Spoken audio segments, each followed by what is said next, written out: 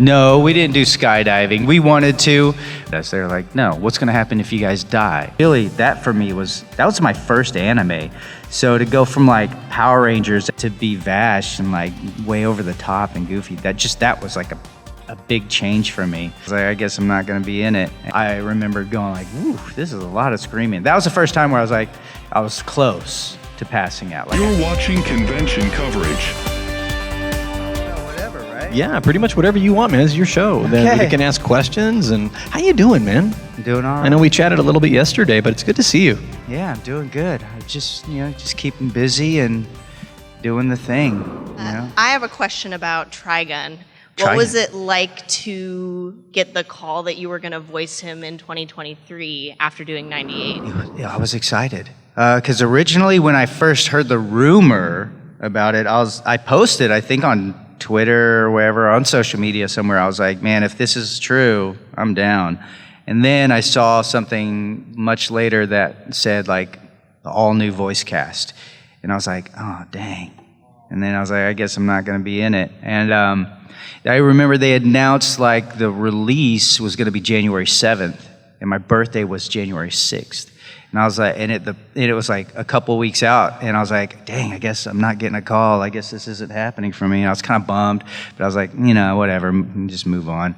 And then I got a call randomly. Or actually, it was a text. Hey, you want to chat for a bit? I was like, okay.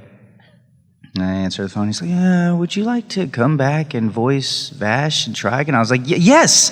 Why did you wait so long? It's like, holy cow, like 2 weeks out. And what am I don't even know what it's about, if it's the same or different. So I was really excited. And I had actually watched through Trigun to kind of like get myself ready because I had no idea where it was going to take place or what it was going to be like. And then whenever I started watching it, I was like, oh, this isn't exactly the same. I could pepper in a little bit of that, but I can't do exactly the same voice. The soul is there for sure, but it has to feel a little more, in my mind, theatrical, a little more real, so that when those emotional moments come up, it hits home a little bit better. Did you watch it all, the first season? Yes. What did you think of the ending? The ending was pretty It's awesome, crazy, wasn't it? yeah. I'm really intrigued to see what they're going to do next. I'm currently reading Maximum. Oh, you are? And I know things, so like... You kind of know things yeah, it's that are hard going to not happen. to, yeah, especially since it's already out. But it's very exciting, which your next question kind of... Oh, yeah. Yeah. Just kind of going off of what he was saying is, what things do you appreciate about the 23 version of 88? I do actually, I appreciate that they really do like and respect the original, the 98. Like, they do, and they plant seeds in there, here and there. Like there's a post, I think it's at the very end, you see like a poster of him, and he's like, got the love and peace thing going on. It's like, okay, they're fans of it too. So that's what I really like that, and you can tell they're leaning on the backstory of the manga a little bit more. And they're definitely taking liberties, but I think they're doing a really good job with it. And I know there are people that were like, "Oh no, it's CG," but it's like when you watch it, it's like, "No, this is fine. This is not like." And trust me, I've been in some of those other CG ones, where it's like, But yeah, this one's really good. I like it. I really like the character. I like that. Vash, he is Vash. He's still Vash. He's the same Vash, and you just get to feel him. He's a little bit younger as well. This does kind of sort of take place a little bit earlier than what we were introduced in the 98. Yeah. So it was neat. It was a neat approach to be able to come into it kind of fresh a little bit. Thank you so much. Yeah, thank you. Thanks for watching it too. What your favorite scene in Trigun and Trigun Stampede were? There were a lot of really cool moments. There's a lot. What I really liked about the original is the silliness of it too. It was just so much fun. And really, that for me was my first anime. So to go from like Power Rangers as like the background ranger, then I just stood there half the time like. That was like most of what I did, and then to be Vash and like way over the top and goofy. That was like a big change for me. But I don't know. I do like. I mean, the love and peace thing, of course. There's a lot of really cool moments. There's some, when he first meets Wolfwood, there's a lot of fun moments in there, but kind of throughout. And his love for donuts, Yeah. The new stuff, let's see. The new stuff, there's a lot of cool moments in there too, but I think the one that really kind of locked it in for me was in the final episode with him against Knives. And there's some dialogue exchange there that just felt so good. It felt really good to passionate play. in your Yeah. final scene. I Yeah, could and really you tell. feel his love for people, so that's cool. All right, thank you. Yeah, thank you. You see that, guys? I just hinted at the last episode without spoiling it. The original 1998 Trigun, was there any moment that you liked the voice, or which one was kind of the most challenging to voice? Challenging? The most challenging thing was saying his full name. That was the most challenging. I remember seeing that and then thinking how am I going to get through this? It was so long. And then half the things I'm how do I pronounce this? And that one was tricky. I remember that taking me a few takes for sure. Oh yeah, that was such an amazing moment. And I back then too, that was my first voiceover gig, anime wise. And so I didn't have a proper breathing technique too. So a lot of times with that big of a chunk, I would just without any breath, and then you start to pass out. But that one I remember was pretty tricky. Name, but hey, it's gonna make for one heck of an ID card. The name? Yeah. That'd be insane. Just one long ID card. Yeah, right? My driver's license says all that. If you don't know, Vash has an extremely long name, long-winded name. Between 98 and the reboot, what did you change about your performances like Vash?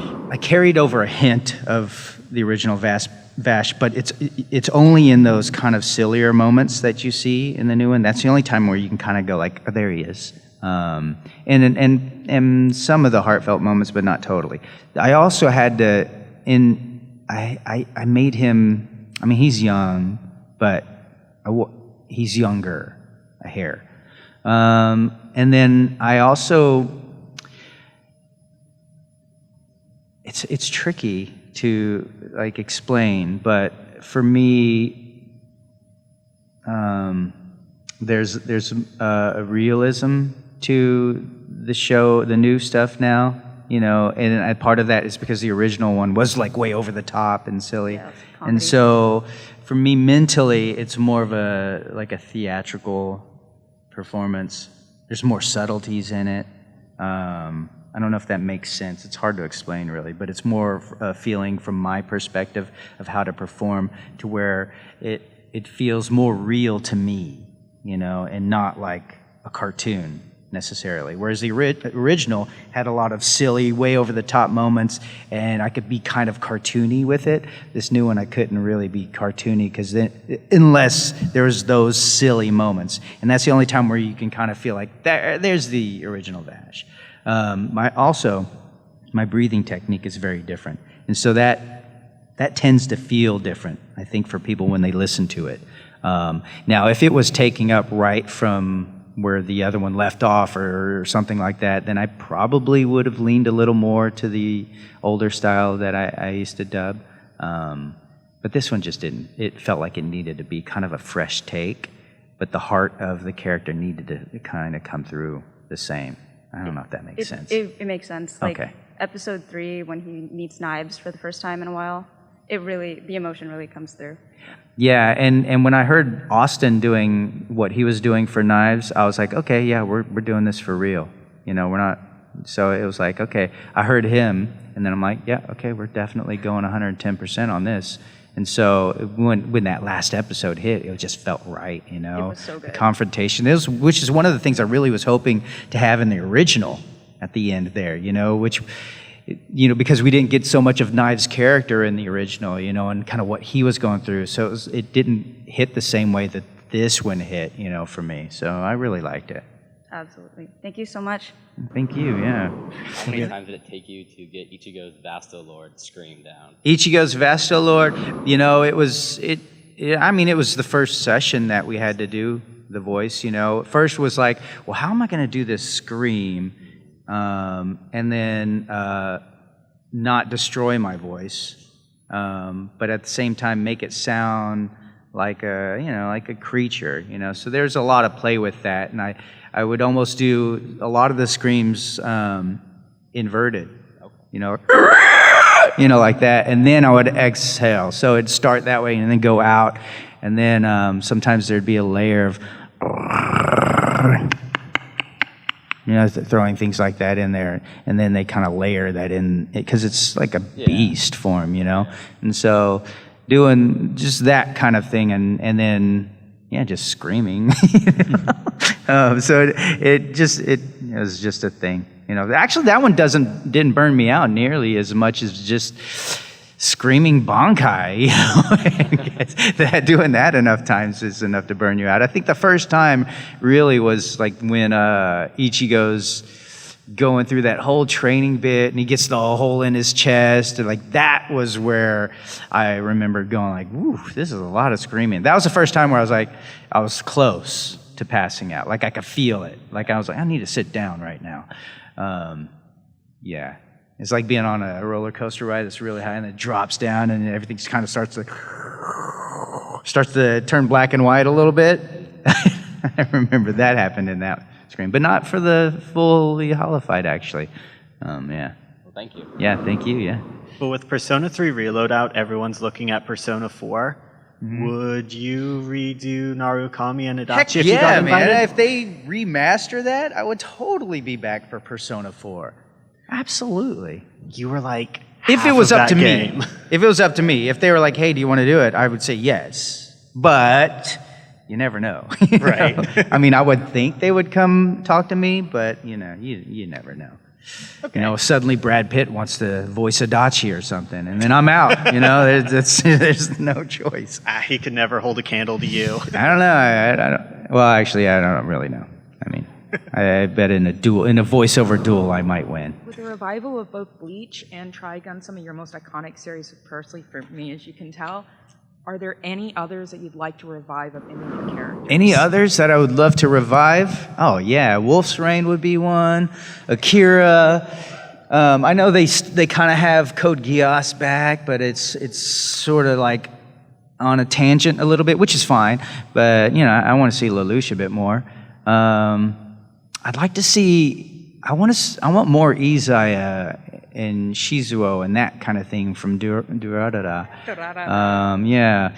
And I know Demon Slayer's still going on, but, I want like a prequel, like of the Hashira or something, I mean, I would probably just go through the list of all my things and just be like, let's go through and do a bunch of them. I think we'd be happy with that. Yeah, as long as they're done by, people that actually really care about the show and it's not like just a cash grab, as long as there's some passion put into it, I think, it'd be awesome. Thank you. Who your favorite Demon Slayer character to have a scene with is? Well, the more recent stuff was kind of fun with Tanjiro kind of bugging him over and over again. I know Gyu still doesn't really say much. It's more like a grunt here or there. Who's your favorite? What was your favorite? It'll turn into a shipping question, so I don't want to say. Shipping, huh? I see. Oh, did they play the thing where you can't ship? Because I heard that the other day. Joe will kick me out. Who are you shipping him with? If he asks, it's totally legit. So. Sonomy? Oh, really? Yeah. Therapy? Yes. Gyu's fun. I wish he was in there a bit more throughout, but I do like when he's in there for sure. Like in the beginning when you got to see him, and you got to see he just gagged a girl and then left. I know, yeah, right? But he did some cool stuff. He cut off that spider or whatever dude, Rui's head. That was pretty sweet. That was a cool moment. Leave the rest to me. That was pretty fun. But now we're getting into the real stuff. Have you read the manga? Yes. Okay, don't spoil it. I won't. But there's some stuff coming. Wink, wink, nudge, nudge. Yeah, thank you, yeah.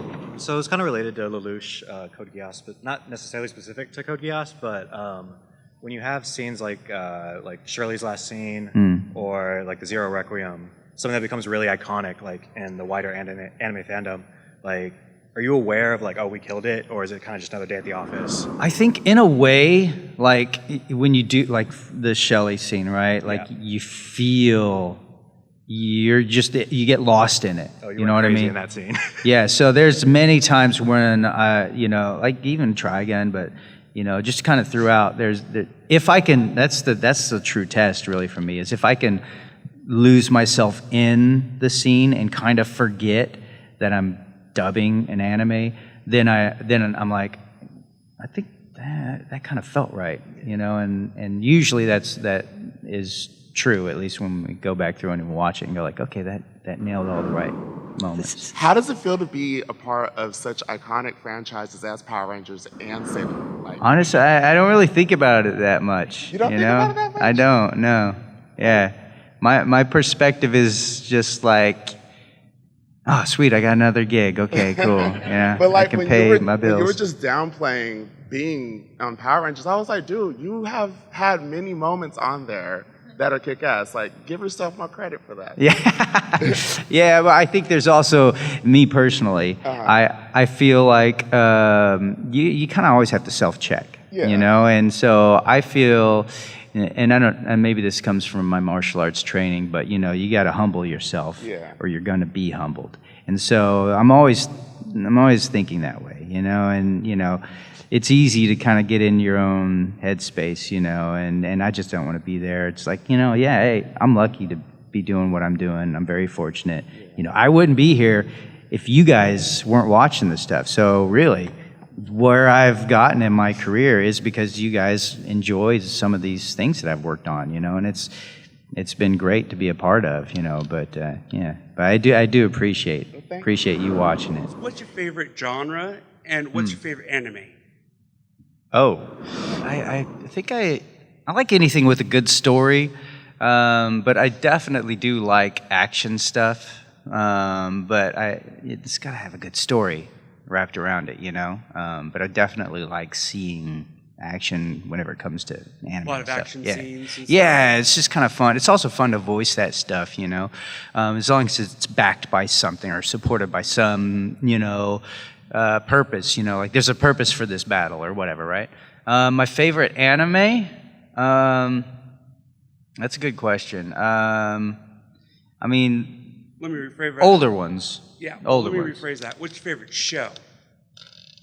Well, now you made it harder. So now we've included it's like everything. specific to anime. Now it's like show is like it could be anything. I don't know. That's hard. That's really hard to pick a favorite show. That's harder than. I'm just gonna stick with anime because that's easier. One of my favorite anime that before I even got into it was Battle Angel. Battle Angel Alita. I That thought 2-episode super OVA cool. is I know, so it's so good. cool. Oh my God. It left you wanting more too. And that came out right at the same time as the comic book was released because it was the promo for the comic. Yeah, it was cool. That and Vampire Hunter D, Bloodlust. Oh. Yeah. So back in the good. day, if you watched that, it's pretty cool. I haven't watched those in a long time. I should check them out. Maybe they don't hold up. The first one's a little rough, but Bloodlust does hold up pretty Bloodlust good. was. Yeah. I remember it just. Being That's like, actually "Whoa." the third book. Is it? Yeah. There's Okay. 20 books, and it's the third one. Yeah, And the first I know Vampire that, Hunter D is yeah. book one. No, I like it. In the movie Mighty Morphin Power Rangers, did you skydive? No, we didn't do skydiving. We wanted to, but well, Jason and I wanted to, but they wouldn't let us. They're like, "No, what's going to happen if you guys die?" And then we're like, "Okay." They just write you up. Adam went to college. Yeah, exactly. Well, no, he wouldn't go to a peace conference. Back then, they were really kind of leaning into the race, so I probably would have went to Korea or something. But I didn't. Oh. I didn't die, so. That's good. Yeah, they rigged us up on wires. We jumped off of it was like, I don't know, it's maybe 20 feet up. And we jumped onto a mat, a crash pad. And then they wired us up for this stuff. And then we did a 60-foot like wire to landing. We did the landing. And then the rest were like actual skydivers. Yeah. Thank you. Yeah, sure. For regarding Power Rangers, you kind of seen that development of you as the Black Ranger, where it's like you come in as the replacement to the original, then you progress further and further, and then moving to Turbo, you're green, and Adam has really developed himself as an important character of the team, you know, and with JDF passing, do you think it would be interesting to see Adam maybe retake the the Green Ranger powers? Since The Green Ranger powers? I feel Wow. like he deserves it the most, being one of the most seasoned Rangers after replacing Mighty Morphin through Turbo. I mean, that would be really. Well, okay. Selfishly, that would be really cool. Yeah.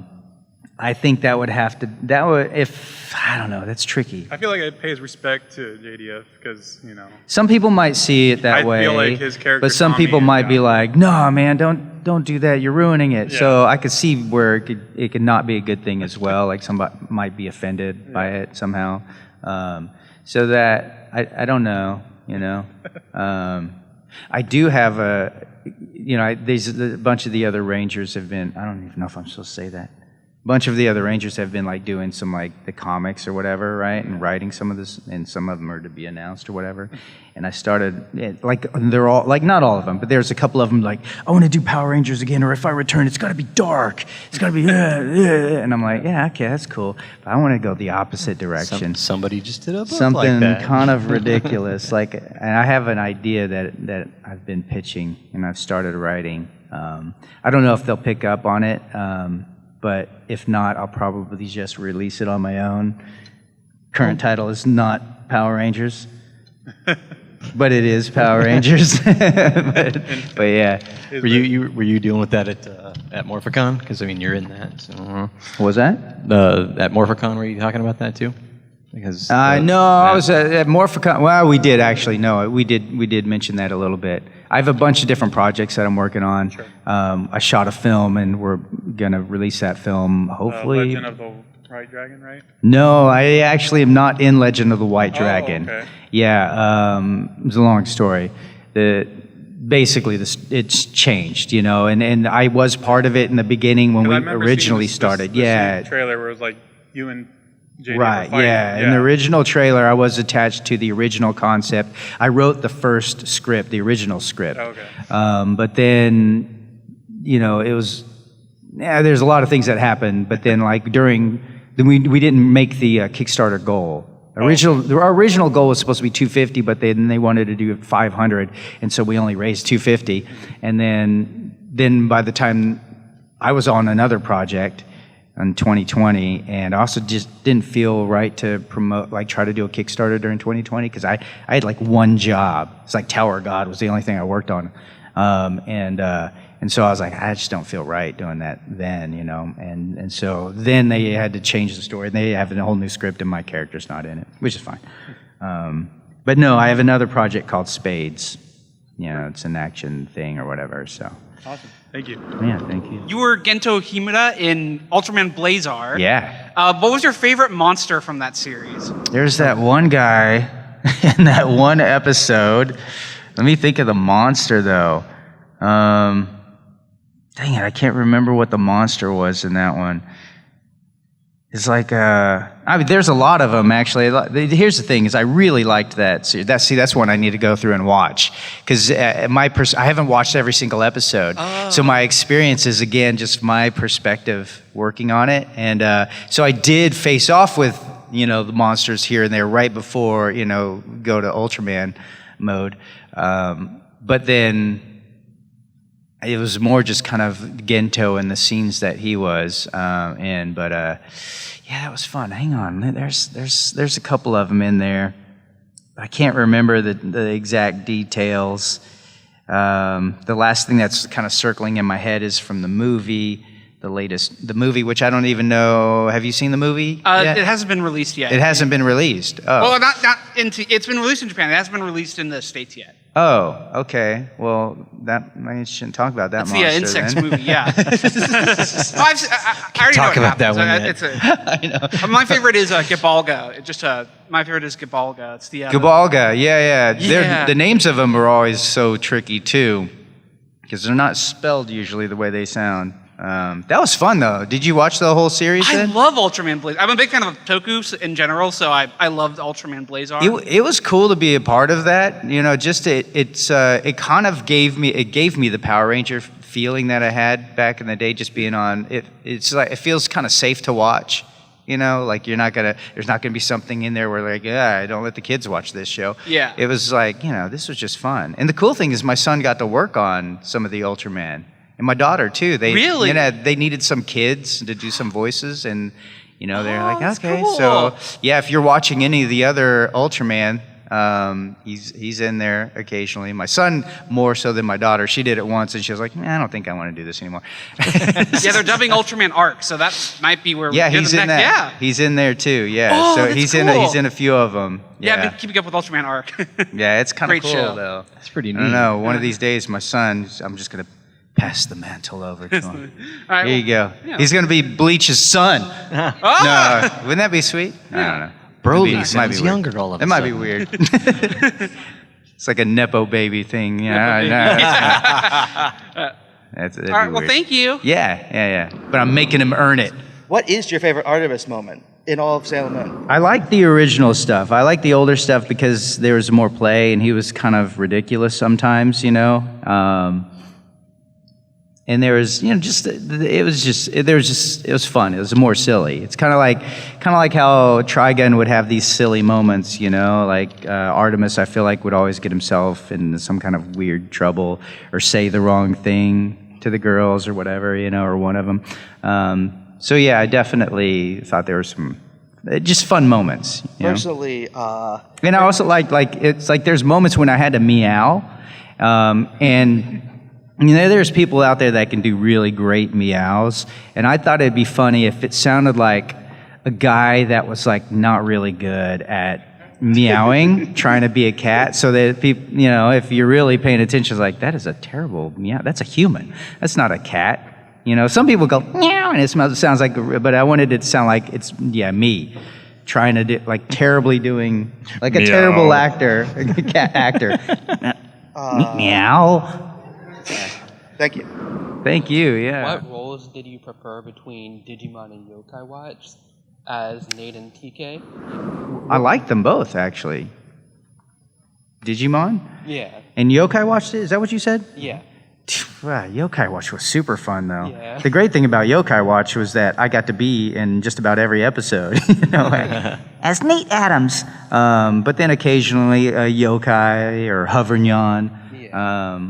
But TK is super cool, and going through the Tri stuff was really neat.